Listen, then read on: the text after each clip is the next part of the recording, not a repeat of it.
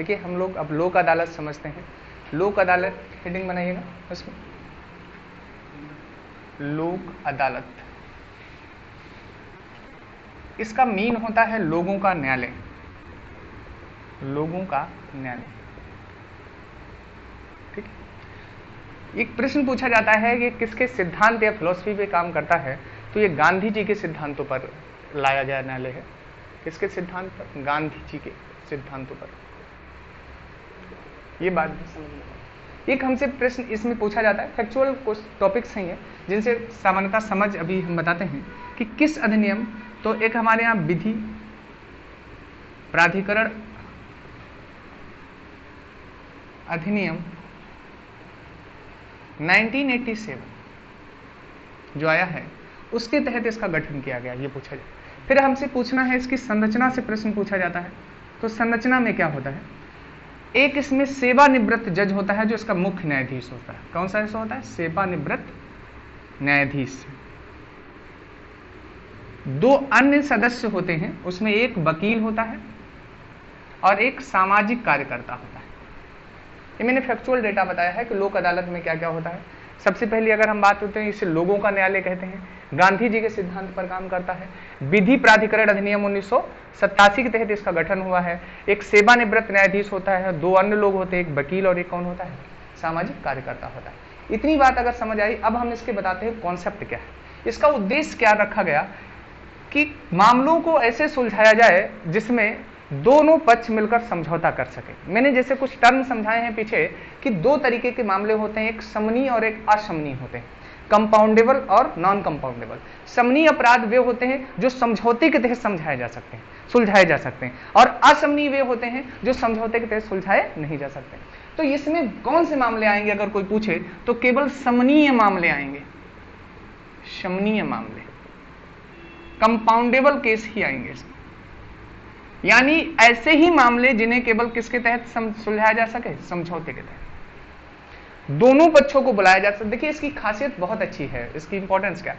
दूसरा अगर इसमें पूछा जाता है कि कौन से मामले, तो इसमें केवल सिविल मामले आएंगे, क्योंकि आपको पता असमनीय मामले आपराधिक मामले होते हैं। मैंने पीछे समझाया है कि जिनमें मृत्यु, जैसे किसी को चोरी की गई हो, डकैती की गई हो, किसी की हत्या का प्रयास किया गया हो, ऐसे मामले समझौते के तहत समझाए या सुलझाए नहीं जा सकते, उनमें दंड दिया जाता है, तो सिविल मामले ही आएंगे। तो लोक अदालत में केवल सिविल मामले देखे जाते हैं, लेकिन जिला न्यायालय, सत्र न्यायालय में हमने क्या बताया? सिविल और आपराधिक दोनों मामले देखे जाते हैं। तुलनात्मक यहां पढ़ना बहुत जरूरी है, क्योंकि क्वेश्चन भी तुलनात्मक पूछा जाता है। तो सिविल मामला हो गया, समनीय मामले हो गए।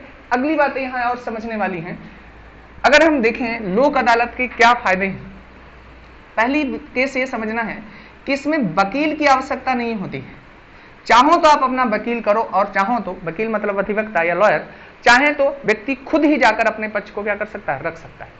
दूसरी इसकी बहुत खासियत है, लोक अदालत के बड़े फायदे हैं कि इसमें कोई फीस नहीं लगती है,